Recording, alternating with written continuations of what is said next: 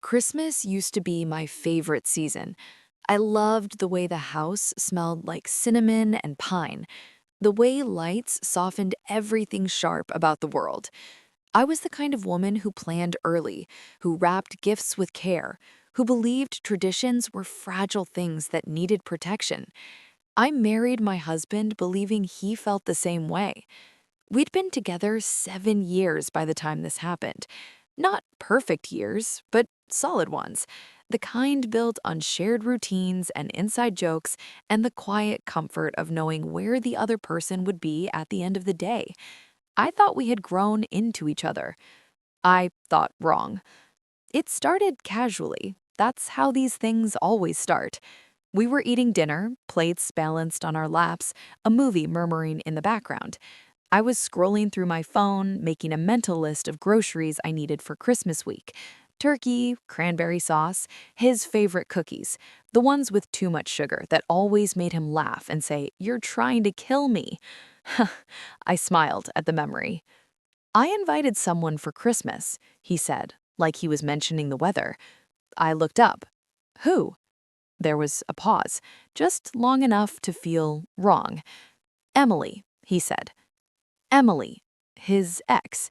The name landed heavy, like something dropped in water that sinks fast and disappears, but leaves ripples everywhere.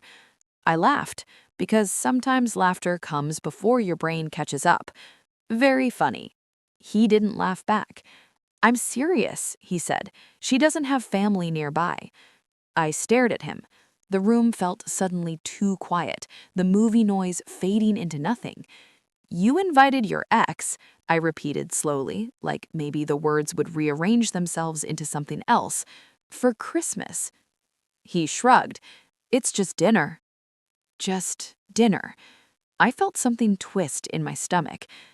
"You didn't ask me." "I didn't think I needed to," he replied. "It's my house too." That sentence hurt more than I expected, not because it was untrue, but because of how easily he said it, like my feelings were an inconvenience he hadn't budgeted for. "She's part of my past. You're my present. I don't see the problem." I stood up and carried my plate to the sink because I needed to move or I would scream. My hands shook as I set it down. "You don't see the problem?" I said quietly. "No, I think you're overreacting." Overreacting. That word has a way of shrinking you if you let it. I leaned against the counter, staring at the window, where our Christmas lights reflected back at me. They looked crooked from this angle, uneven. "She's not just anyone. She's your ex. And you're my wife. That should be enough." Enough. I laughed then, short and sharp, because the absurdity of it all pressed too hard on my chest. "So I'm supposed to sit across the table from the woman you once loved and smile while we open presents?" "She's moved on. You should too." I turned to him slowly. "Grow up," he added, waving his hand like he was brushing away smoke. "It's Christmas. Don't ruin it." That was the moment something cracked. Not loudly, not dramatically, just enough to let the cold in. I went to bed early that night. He stayed up, watching television like nothing had happened. I lay there staring at the ceiling, replaying his words over and over. My mind kept searching for the husband I thought I knew, the man who used to ask my opinion on everything, who once said he loved how much care I put into holidays. Was I really being childish, or was I being quietly dismissed? The next morning, I found her name written neatly on our Christmas dinner planning list, right under dessert. I stared at it for a long time, and for the first time since I married him, I wondered whether I was being asked to share more than a meal. I wondered what else I was expected to swallow in the name of peace. The lights blinked softly on the wall. Christmas was coming, and I had a feeling this year would leave marks that wouldn't fade with the season. After that night, the house felt different. Not louder, not colder, just unfamiliar. Like furniture had been moved while I slept, and my body kept reaching for things that weren't there anymore. I went through the motions of the days leading up to Christmas with a strange detachment. smiling at coworkers, answering messages, pretending nothing was wrong. Inside, something paced endlessly, looking for a place to land. He acted normal. That was the worst part. He asked what I wanted for dinner, he complained about traffic, he talked about work. Every so often, he'd mention Emily casually, like her name was harmless now, like he was testing how much weight it still carried. "She likes dark chocolate," he said one afternoon while I was wrapping gifts. "Just so you know."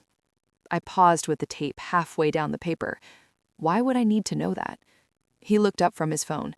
"For dessert, I thought we could get something everyone likes." Everyone. I nodded slowly and finished wrapping the gift. My hands were steady, but my chest felt tight, like I was breathing through cloth. That night, I opened the hall closet to grab the spare blankets, the good ones, the ones I kept folded carefully for guests. I stood there longer than necessary, my fingers brushing the fabric, wondering when I had become the kind of woman who prepared her home for her ex's husband. I laughed quietly at myself. Haha, life really does find new ways to surprise you. 2 days before Christmas, he told me she was staying overnight. "I thought she could take the guest room," he said, already walking past me with his laptop under his arm. I followed him into the living room. "I thought," he sighed, like I was exhausting him. "It's snowing. Driving back late would be unsafe." "And you decided this without me, too," I said. He stopped and turned around. "Why are you making this so hard?" "Because it is hard," I wanted to scream. "Because every inch of this feels wrong. Because I am standing in my own home feeling like a visitor." Instead, I said, "I need you to understand how this feels." He shook his head. "I don't have time for this drama." Drama. Another word meant to shrink me.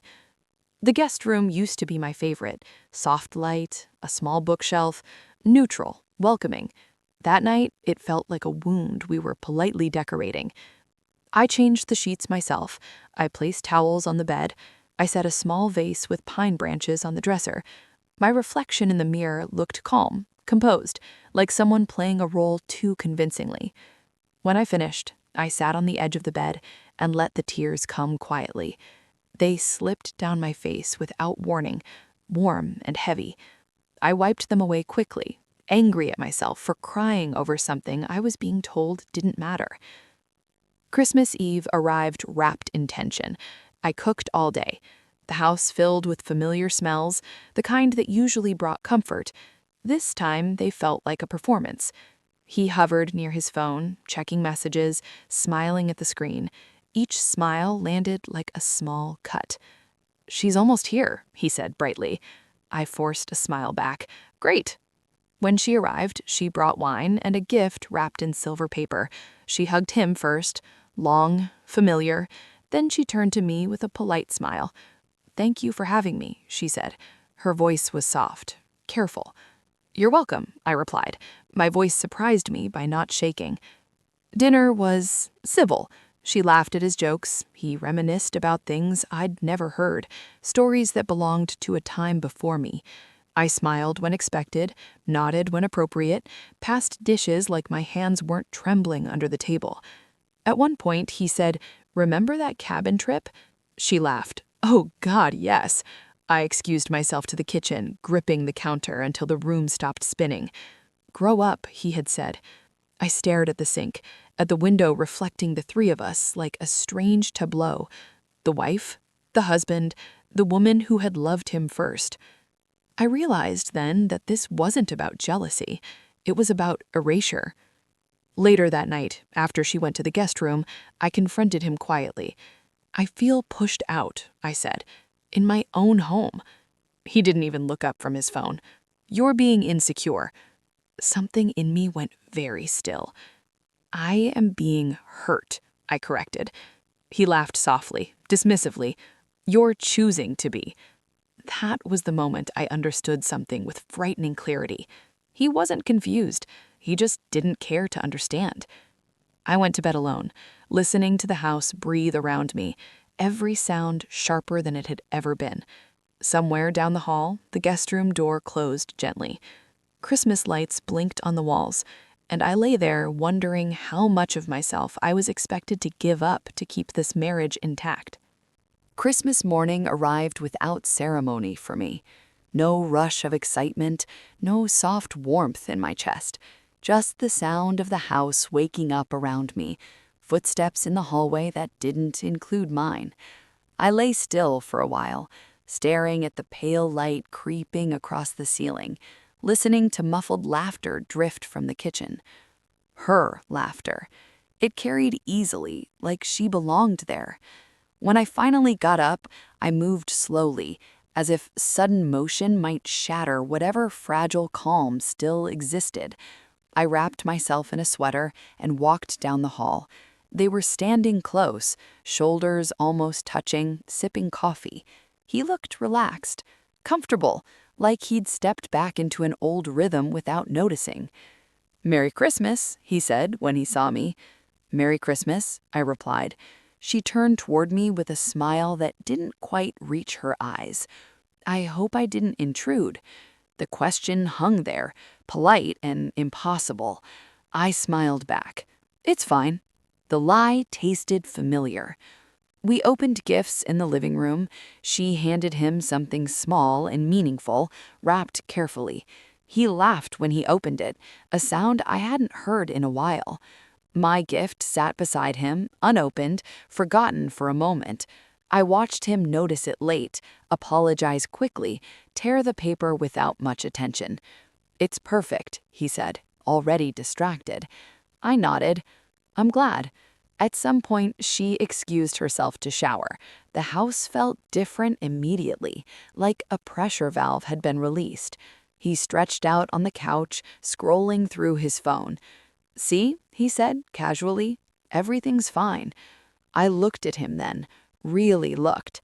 At the man I'd defended in conversations with friends, the man I'd told myself was tired, stressed, misunderstood. "I don't feel fine," I said. He sighed. "Not this again." Something inside me recoiled at that phrase. Not this again. As if my feelings were a recurring inconvenience he wished would resolve itself quietly. "I feel like I don't exist this week, like I'm just accommodating." He laughed softly. "Ha ha ha, you're being dramatic." I stood there, hands clenched at my sides. "I am being honest." He sat up, annoyed now. "What do you want me to do? Kick her out on Christmas?" I shook my head. "I wanted you not to invite her in the first place."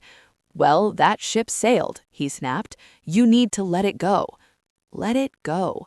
I had let so many things go over the years.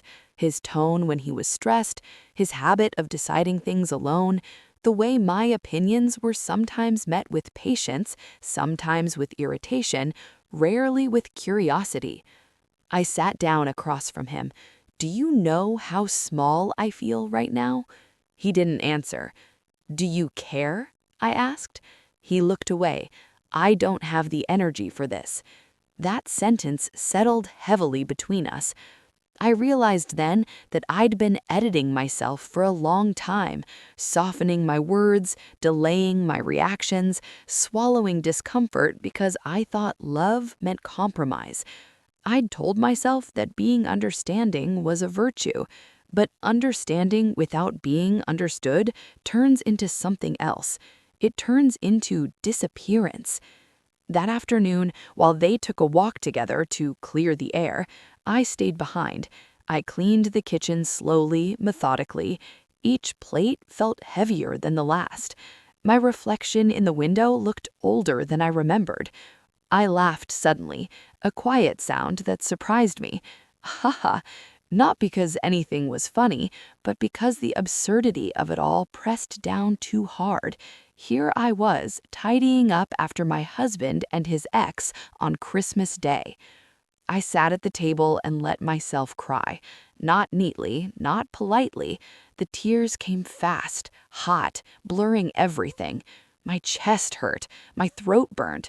I pressed my hands over my face and let the sound escape me, broken and raw. When the crying eased, I felt strangely clear. I didn't want a fight. I wanted my place back. They returned an hour later, cheeks flushed from the cold, talking easily. He kissed my cheek absently and went to the bedroom to change. She lingered. "I know this is awkward," she said softly. "I didn't mean to cause problems." I looked at her, really looked. She wasn't cruel, she wasn't malicious, she was simply allowed. "It's not about you," I said honestly. "It's about what he thinks I should accept." She nodded slowly, understanding flickering across her face. That night, after everyone went to bed, I sat alone in the living room with the Christmas lights glowing softly. I stared at the tree, at the gifts underneath, at the symbols of togetherness that felt hollow now. I thought about all the things I had stopped saying to keep the peace, and I wondered what would happen if I started again. I woke up the day after Christmas with a strange calm settling into my bones. Not peace, not release, just clarity. The kind that doesn't ask permission and doesn't fade when you open your eyes. The house was quiet, too quiet. I lay there for a moment, listening, feeling the weight of everything that had been said and everything that hadn't. I got up and made coffee for myself only. It felt rebellious in a small, satisfying way. They were still asleep when I sat at the kitchen table, steam rising from my mug, staring at the faint ring it left on the wood. I thought about all the Christmases before this one, the lists, the effort, the invisible labor of making sure everything felt warm and seamless. I thought about how easily that labor had been taken for granted. I laughed softly. Not because it was funny, but because it was finally obvious. When they came into the kitchen later, he looked surprised to see me already dressed, coat on, keys in my hand. "Where are you going?" he asked. "Out," I said. "I need air." He frowned. "We were going to make breakfast together." I looked at him. "You already made plans without me. I'm just following the theme." She stood awkwardly by the counter, eyes moving between us. I didn't look at her. I didn't need to. I drove without a destination for a while, letting the city pass by in a blur of gray and white. My hands were steady on the wheel. My chest felt lighter with every mile. I didn't turn on the radio. I didn't want noise. I wanted to hear my own thoughts without interruption. By the time I stopped, I knew exactly what I needed to do. I went to my sister's house. She opened the door, took one look at my face, and pulled me into a hug, so tight it knocked the breath out of me. I broke then, the sound spilling out of me before I could stop it, messy and aching. I cried into her shoulder like I hadn't cried in years. "I'm so tired," I said between sobs. "I'm so tired of explaining why I matter." She didn't offer advice. She didn't tell me to calm down. She just held me until the shaking stopped. "You don't have to stay small to stay married," she said quietly. That sentence stayed with me. When I returned home later that afternoon, the house felt tense. He was pacing. She was gone. "She left," he said. "She felt uncomfortable." I nodded. So did I. He crossed his arms. "You could have tried harder." Something inside me snapped into place. "I tried for years. You just didn't notice because it didn't inconvenience you." He stared at me like he was seeing me for the first time. "This isn't about her anymore. It's about you deciding that my discomfort was acceptable as long as yours wasn't." "That's not fair," he said quickly. "I know. That's the problem. Fairness was never the priority." He rubbed his temples. "What do you want?" I took a breath. My voice didn't shake. "I want space. Real space. Not the kind where I'm still here doing the emotional work while you decide whether I'm being reasonable." He scoffed. "So you're punishing me now?" I laughed. "No, I'm choosing myself." I packed a bag that evening, slowly, carefully. I didn't rush.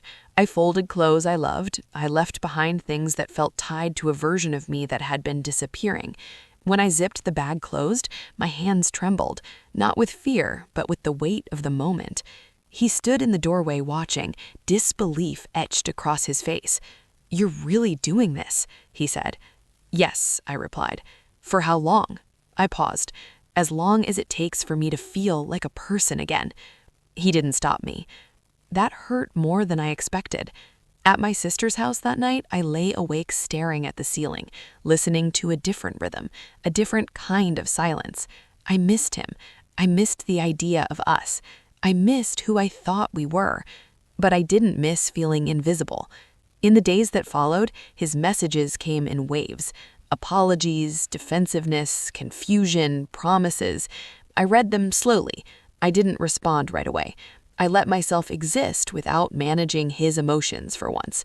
One message stood out. I didn't realize how much you were holding us together. I stared at my phone for a long time. Neither did I thought, and that's why it fell apart when I stopped. For the first time in a long while, I wasn't asking myself how to fix things. I was asking whether they were worth fixing at all. A week passed before we sat down together. 7 days of space that felt longer than some of our entire years. I stayed at my sister's house, borrowed her quiet, let her normal life remind me that the world didn't collapse just because I stopped holding everything up. He asked to talk on a Wednesday evening. No drama in the message, just, "Can we talk tonight? I think I'm ready to listen." That sentence used to be enough to pull me back immediately. This time, I stared at it for a long moment before answering. Okay. We met at a small cafe halfway between our places. Neutral ground. I arrived early and chose a table by the window. My hands were calm around the mug. That alone told me how much had changed. He walked in looking tired, not performatively sad, just worn down, like someone who had finally been left alone with his own thoughts and didn't like the company. He sat across from me and didn't speak right away. "I didn't miss you," I said finally, surprising us both. I missed who I was before I started disappearing. He flinched but nodded. I deserve that. We talked slowly, not arguing, not interrupting. I told him what it felt like to be told to grow up when I was asking to be respected, what it felt like to prepare a home for someone who represented a past I had no say in welcoming, what it felt like to realize that my pain was being treated like an obstacle instead of information. I wasn't jealous, I said. I was displaced. He swallowed. His eyes were red. I didn't think it was that deep. "It always is," I replied. "You just don't notice when you're the one being centered." He admitted things then, that inviting her had made him feel good about himself, generous, mature, above old conflicts. He liked the version of himself it created. He hadn't considered the cost. "I thought you were strong enough to handle it," he said quietly. I laughed. Ha, ha, ha. You mistook endurance for consent. That one landed hard. He pressed his fingers to his eyes, breathing slowly. "I messed up," he said. "I can see that now." I nodded. Seeing it now doesn't undo it. We sat in silence for a while, the hum of conversation around us filling the gaps. Outside, people passed with shopping bags and scarves, lives continuing without knowing ours was paused at a crossroads. "What do you want now?" he asked. I didn't answer immediately. I checked in with myself instead. The old habit would have rushed to reassure him, to soften the moment. This time, I let the pause exist. "I want accountability," I said. "Not guilt, not grand gestures. I want to know this won't happen again in a different shape." He nodded slowly. "I need to relearn how to be married." "That's not my job to teach you," I said gently, "but I'm willing to see if you can learn." We agreed to counseling, real counseling, not a few sessions to smooth things over, but the kind that digs and stays uncomfortable. We agreed on boundaries that didn't require constant explanation, and we agreed that if those boundaries were crossed again, there would be consequences we didn't debate away. When we stood to leave, he reached for my hand and stopped himself. "May I?" he asked. That question mattered. I nodded. His grip was careful, like he understood it could be taken back at any moment. Walking back to my sister's car, I felt a strange mix of relief and grief, not for what I'd lost, but for how long it had taken me to choose myself without apology. The weeks that followed were uneven. Some days felt hopeful, some felt fragile. He tried, really tried, sometimes awkwardly, sometimes too late, but consistently enough that I noticed. And I changed too. I stopped cushioning my words. I stopped translating my needs into something easier to digest. When something hurt, I said so. When something felt wrong, I didn't wait for permission to name it. One night, during a counseling session, the therapist asked him why he dismissed my feelings so easily. He thought for a long time before answering. Because I assumed she'd stay. I felt that truth settle deep. Later, at home, I sat alone on the couch, the Christmas tree long gone, the house quieter in a way that felt earned now. I thought about that assumption, how dangerous it is, how many women live inside it until they forget what leaving feels like. I hadn't left to punish him. I'd left to remind myself I could. And that knowledge stayed with me, steady and grounding, like something I'd been missing all along. I moved back home in February, not because everything was fixed, but because we'd agreed to see what honesty looked like when it had to live in the same space as memory. I brought fewer things with me. That felt intentional, like I was leaving room for myself instead of filling every corner with proof that I belonged. The house smelled the same: coffee, wood cleaner, familiar things that felt slightly out of place, like a song played in a different key. He watched me unpack with a careful distance, unsure where to stand in this new version of us.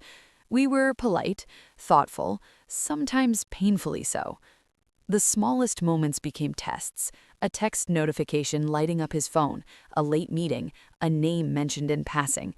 I hated how my body reacted before my mind could intervene, the brief spike of fear, the tightening in my chest. Healing, I learned, doesn't erase memory. It teaches you how to sit with it without letting it drive. One evening, while we were cooking dinner, his phone buzzed on the counter. He glanced at it and then turned it face down. My hands stilled. "I don't need you to do that," I said quietly. He froze. "I just didn't want you to think—" "I don't want you managing my feelings by hiding things," I interrupted. "I want transparency, not performance." He nodded, slowly. "Okay." He turned the phone back over and slid it toward me. "You can look if you want." I shook my head. "I don't want to become someone who needs to." That was a boundary I didn't realize I was building until it was there. Some nights we talked for hours. Other nights we existed side by side, the silence heavy but honest. I learned to sit in discomfort without rushing to resolve it.